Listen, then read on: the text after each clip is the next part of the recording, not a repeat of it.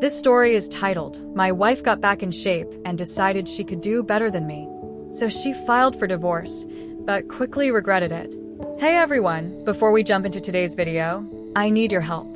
We've noticed the channel is losing some traction and subscribing is one of the best ways you can support us. It's quick, free, and it helps us keep bringing you awesome content. Your support means the world. Let's keep this channel growing together. Thanks so much. Now, let's start the video. What's up, everyone? It's Dave here. Buckle up, because my life turned into a wild mess not long ago. I'm 34, just your average warehouse manager living in Columbus. My life wasn't flashy, but it was steady. I had a good job, a nice house, and I was married to Carla. We'd been together for 5 years, married for 3, and I thought we had a decent thing going. Sure, we weren't that lovey-dovey couple from TV, but we made it work. Bills got paid, we had our date nights, and the occasional argument was just normal marriage stuff, or so I thought. About 6 months ago, Carla decided to go on a big fitness journey. It came out of nowhere, but I was on board. She joined this upscale gym downtown that honestly looked more like a spa than a gym. She got herself a personal trainer, Justin, and suddenly started talking about meal prep, macros, and detox plans. I didn't mind. In fact, I encouraged her. Encouraged. I mean, everyone deserves to feel good about themselves, right? Plus, I figured it was just a phase like her short-lived knitting hobby or that time she got into tarot cards.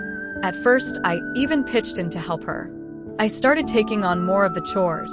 Dishes, laundry, groceries, so she'd have more time to focus on her workouts. I thought it was a way to show her I cared, but slowly things started to shift, and not in a good way. The more weight Carla lost, the bigger her ego grew. She became obsessed with her reflection, spending hours in front of the mirror, tweaking her gym outfits, or snapping the perfect progress pic for Instagram. She wasn't just doing this for herself. She wanted an audience. I remember this one time when I suggested we watch a movie together. It was a Friday night, and I thought we could relax like old times. She scoffed. "Dave, I don't have time to sit around. I have goals to crush." Goals? What goals? We weren't talking about running a marathon or climbing Mount Everest. She was just lifting weights and drinking green sludge, but whatever. I shrugged it off. Maybe I was being the unreasonable one. Then came the morning. It started like any other. I was half asleep, nursing my coffee before heading to work while Carla was downing her usual kale spinach disaster smoothie. She was dressed in her workout gear, scrolling through her phone like her life depended on it. Out of nowhere, she says, "I deserve more in life." I looked up, still groggy. Huh? More of what? She put her smoothie down and stared at me, all serious. "This marriage is holding me back, Dave. I'm filing for divorce." I swear I thought it was a joke. I even laughed, thinking she was messing with me, but she wasn't laughing. Her face was stone cold.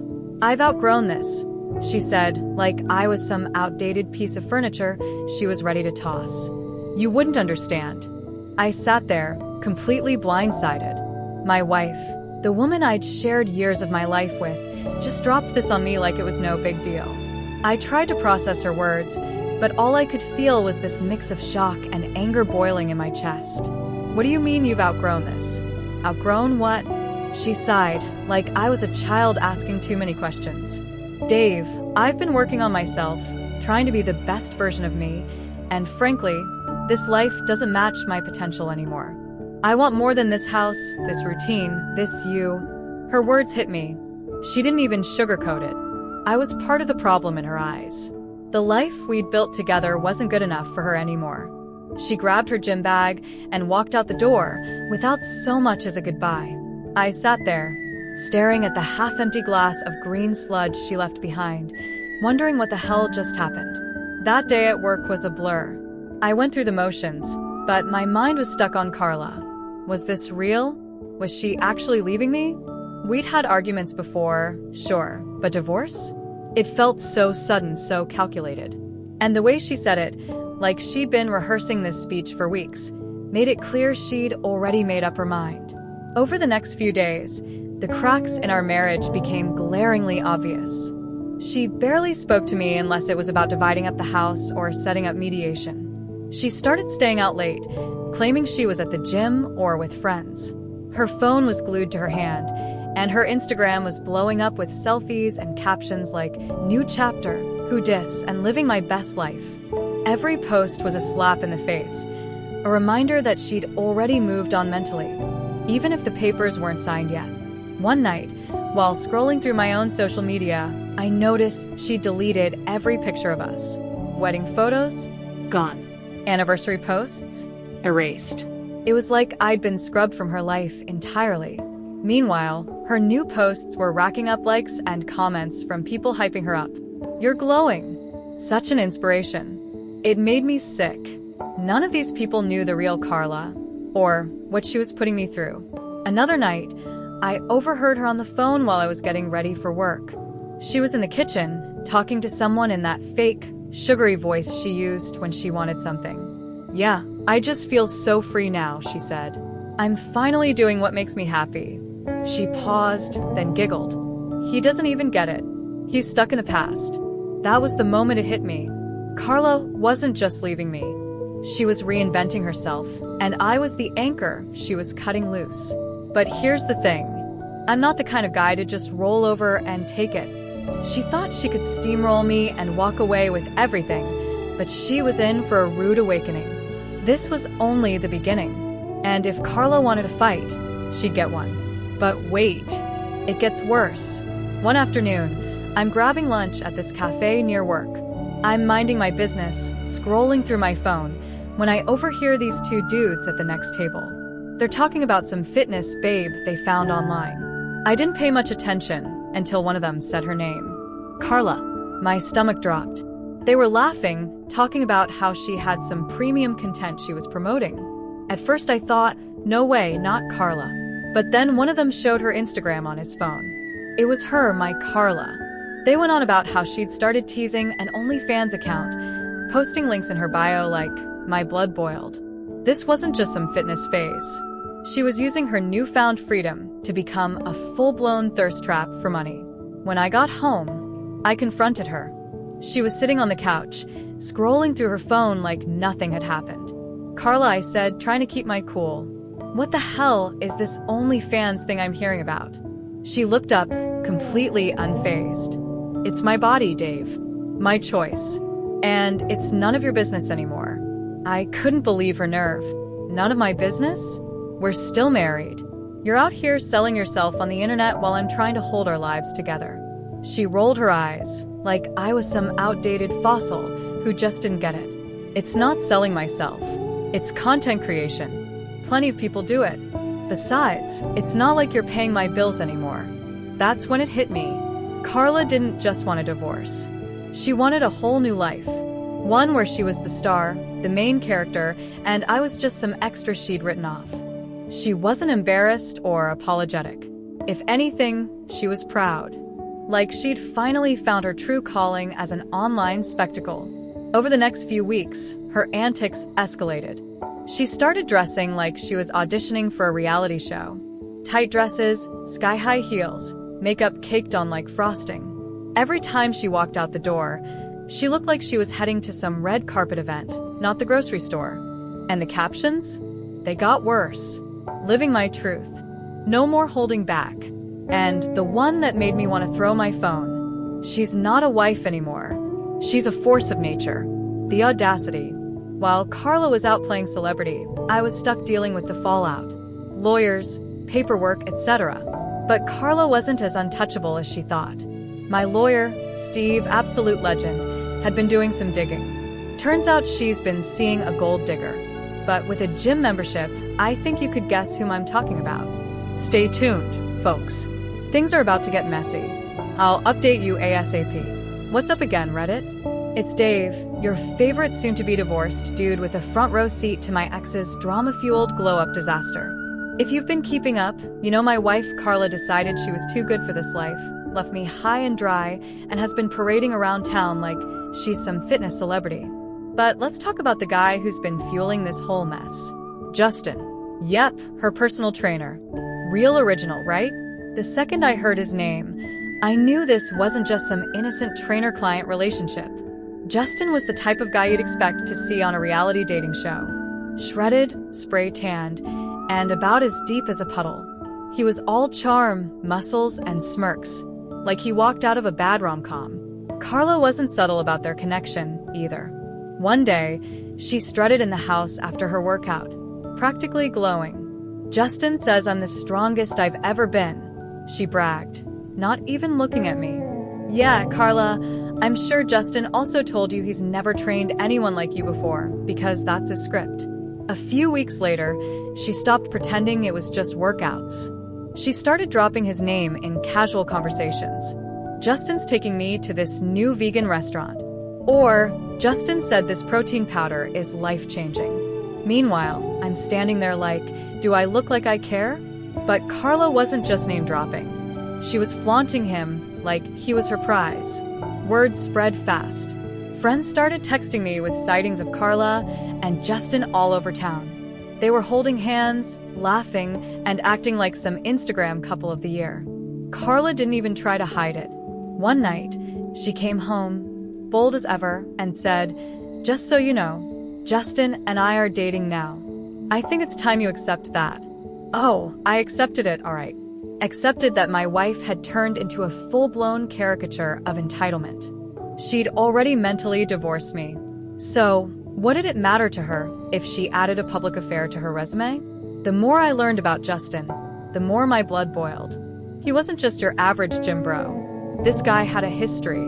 My lawyer, Steve, who deserves a damn medal at this point, did some digging and found out Justin had pulled this stunt before. Twice, actually. He had a pattern. Find a married woman, pump her up with compliments and validation, and encourage her to leave her husband. Then, once the dust settled and the money wasn't flowing, he'd vanish like Houdini.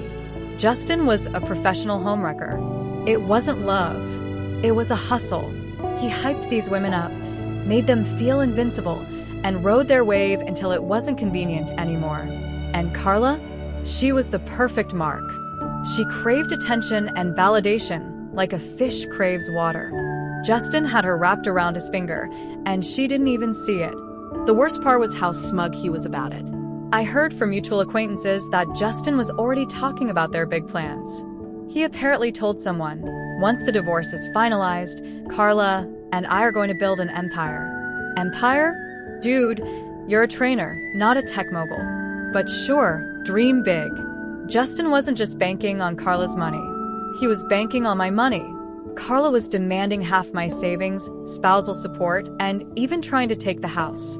She thought she could waltz into court, play the victim, and walk away with a golden ticket for her and Justin's new life. Little did she know, my lawyer had receipts, and I wasn't about to roll over. Let me paint you a picture of what Carla and Justin looked like as a couple. Imagine a guy who only owns tank tops, standing next to a woman who suddenly thinks she's a Kardashian. They were all over social media, posing in front of fancy cars, not theirs, and tagging themselves at expensive restaurants. I'm guessing Carla was footing the bill. It was like they were trying to scream, "Look at us. We're winning." But to anyone with half a brain, it was clear they were overcompensating. Their relationship wasn't without cracks, though. Justin's over-the-top personality started to clash with Carla's growing diva complex. One night, I heard her on the phone in the kitchen, arguing with someone. "I don't care what your exes said about you, Justin. You're with me now, and I deserve better than your baggage." I didn't catch the rest, but it was enough to tell me their little fantasy wasn't as perfect as they wanted everyone to believe. As much as it pissed me off, there was something oddly satisfying about watching Carla go all in on Justin. She'd bet everything on this guy, thinking he was her ticket to a better life, and it was only a matter of time before the house of cards came crashing down. My lawyer and I were making sure of that. After mediation, Carla's confidence took a hit. She walked into that room acting like Beyoncé and walked out looking like a deer in headlights. It was beautiful. Justin, her ever-loyal hype man, didn't even try to comfort her. He just sulked behind her, scrolling on his phone. That was my first clue that their little empire wasn't as solid as Carla wanted everyone to believe. But let's rewind a bit. Mediation wasn't just a setback for Carla. It was a disaster. She thought she was going to come in, cry a little, and walk out with the house, half my savings, and spousal support. Carla's lawyer painted this picture of her as the underappreciated wife who sacrificed everything for my mediocre dreams. You know, mediocre dreams? I've been working my ass off at this warehouse job for years. Steve, my lawyer, was ready. He had spreadsheets, screenshots, and even credit card statements to back me up. Carla had been burning through our joint account for months before she filed for divorce. We're talking luxury spa days, designer clothes, and $200 dinners. While I was eating leftovers and trying to figure out what went wrong, Steve made sure the court saw every penny she wasted. Then came Justin Skeleton's, his past affairs, his pattern of sweet-talking married women, and how he always bailed when the money didn't flow like he expected. The cherry on top? Steve found messages from one of Justin's exes warning Carla to be careful. Of course, Carla didn't listen. She thought she was different. Justin's smirk was gone, too. In fact, he looked downright uncomfortable. He probably realized his little scam was unraveling in real time. Carla tried to defend him, saying, Justin isn't like that anymore. But the evidence was stacked against them. The judge wasn't buying their act. By the end of the session, it was clear Carla wasn't going to walk away with the fortune she thought she'd get. Justin? He looked like he was already planning his exit strategy. After mediation, Carla started acting off. She wasn't as smug anymore. She still tried to post her motivational nonsense on Instagram, but the captions got desperate. Instead of living my best life, it was stuff like, growth isn't always easy, but it's worth it. Yeah, sure, Carla. Keep telling yourself that. Justin, on the other hand, was showing his true colors. He was still around, but he wasn't as present as Carla made him out to be. He started skipping out on their public appearances. No more hand-holding at fancy restaurants or couple goals gym pics. Word got around that he was already flirting with one of his other clients, a younger woman, who apparently didn't come with Carla's baggage. Typical. One night, Carla came home late. I was still living in the house with her at the time because legally, I couldn't kick her out.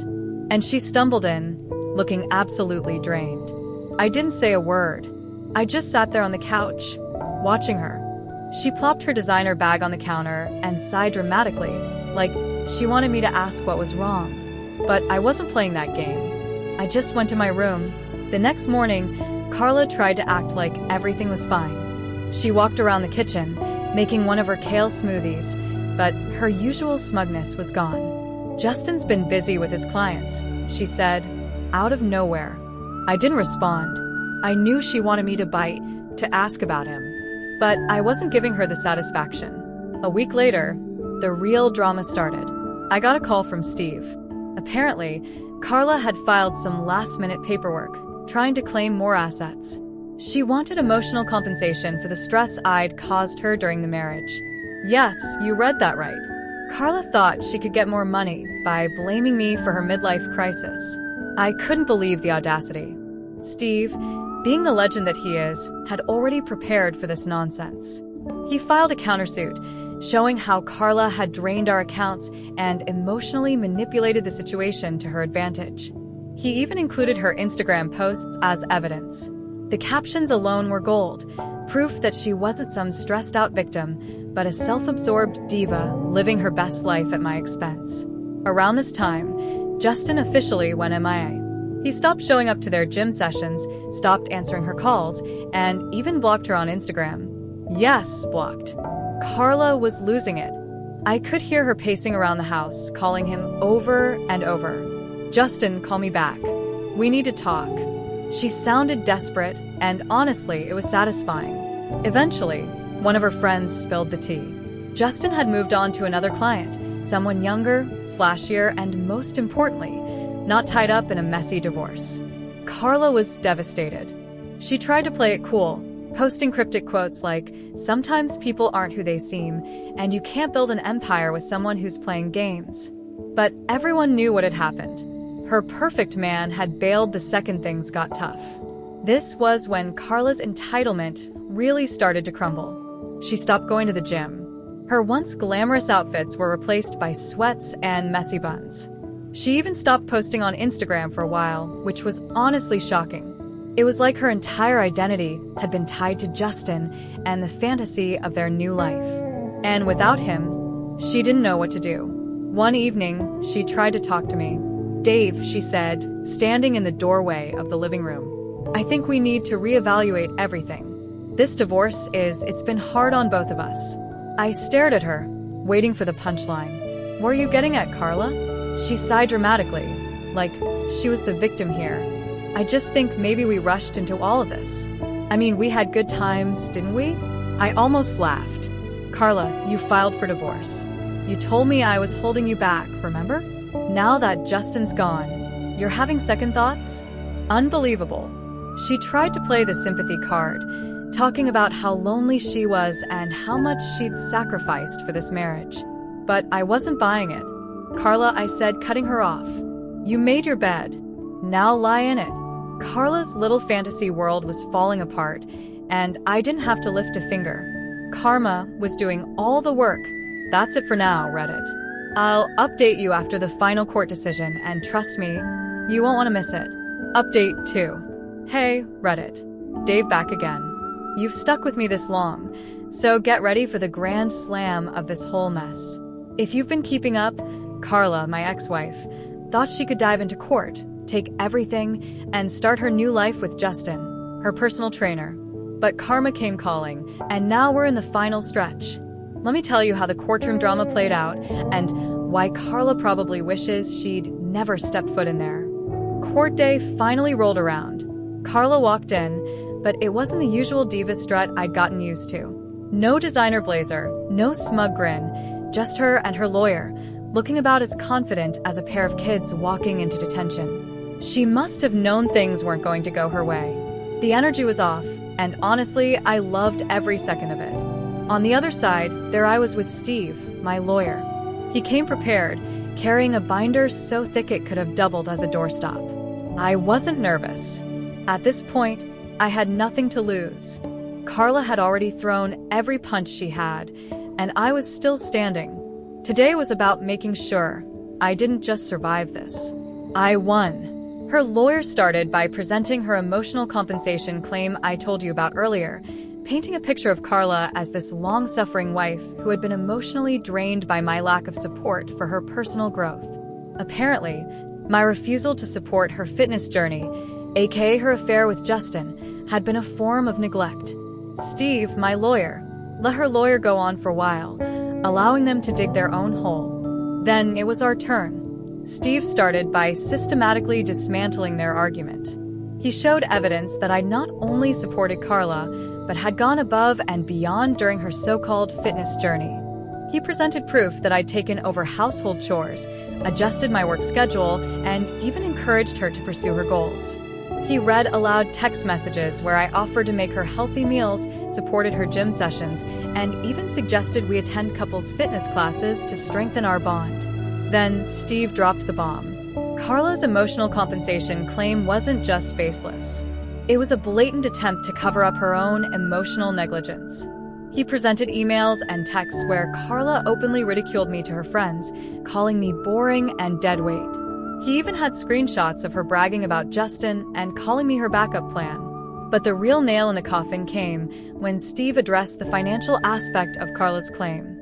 He presented our bank statements, showing how Carla had funneled thousands of dollars from our joint account into her luxury lifestyle. Carla's lawyer tried to push back, but Steve wasn't done. He unveiled the ultimate piece of evidence, a journal entry from Carla that Steve had subpoenaed. In it, Carla had written about her master plan to leave me, get everything she could out of this marriage, and use the settlement money to fund her new life with Justin. The judge's face when he read that? Pure disbelief. The courtroom was dead silent as the judge flipped through the paperwork, his stern expression growing heavier with each page. Carla sat next to her lawyer, visibly tense, her polished nails nervously drumming against the table. Her confidence, which she had flaunted so boldly in mediation, had evaporated into thin air. Across from her, I sat with Steve, my lawyer, feeling a mix of anticipation and satisfaction. This was it, the moment everything Carla had spun into her narrative would unravel. The judge began by addressing Carla's emotional compensation claim.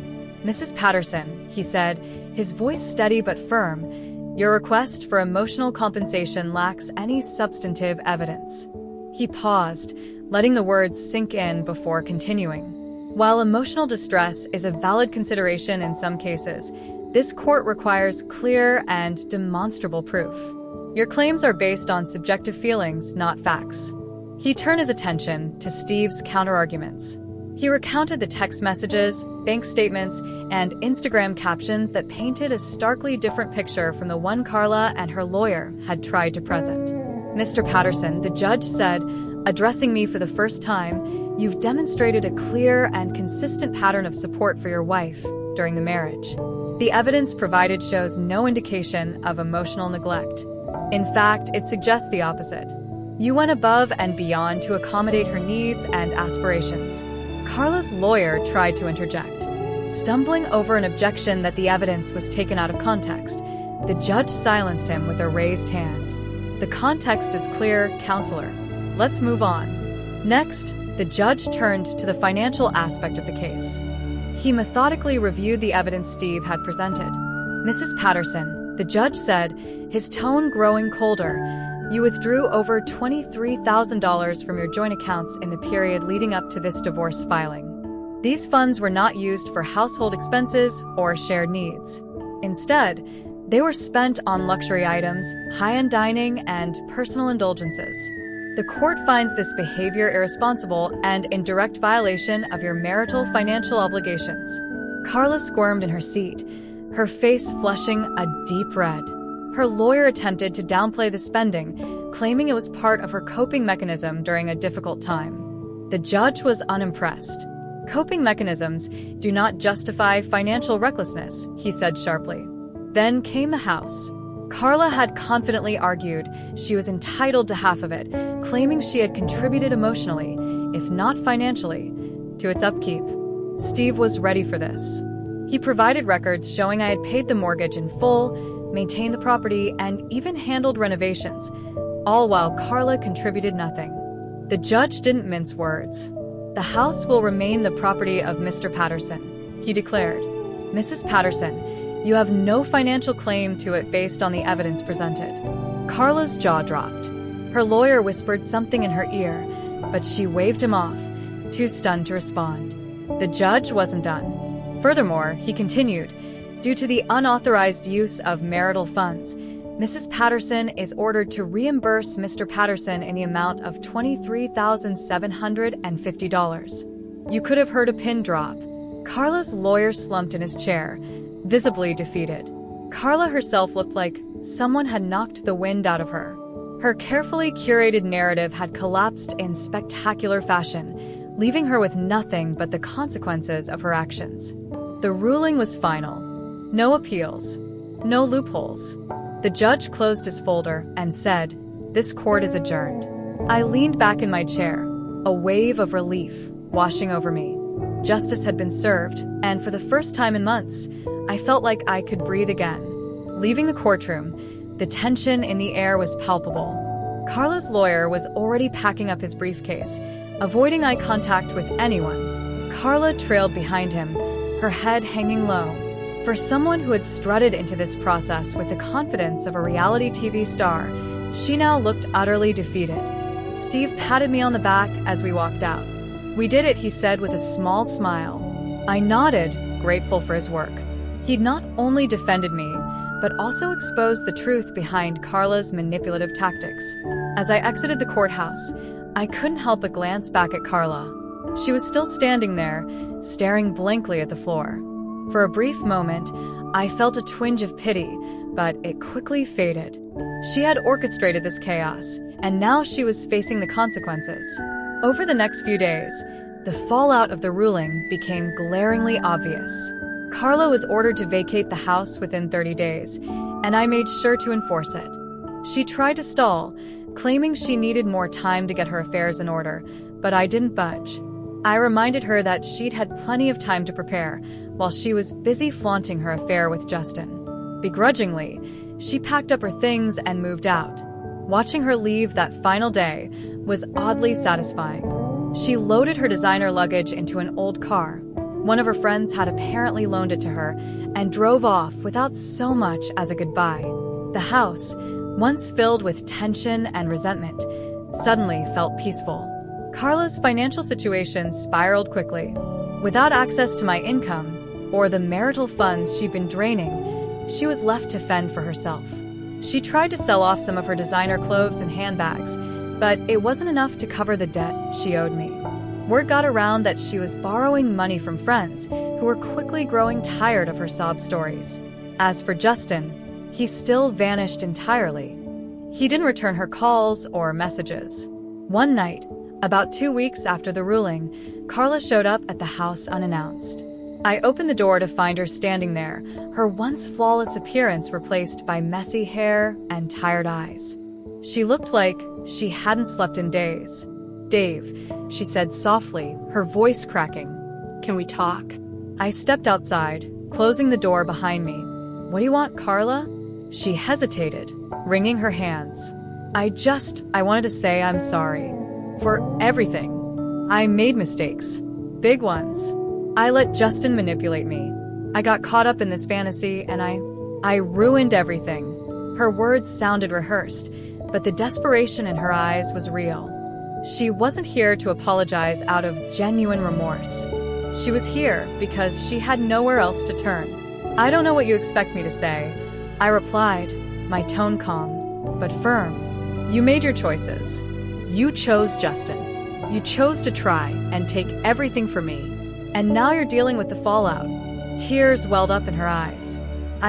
Can't we at least be civil? Maybe start over? I have nothing, Dave. I'm lost." I stared at her for a moment, feeling nothing but resolve. "Carla, I gave you everything.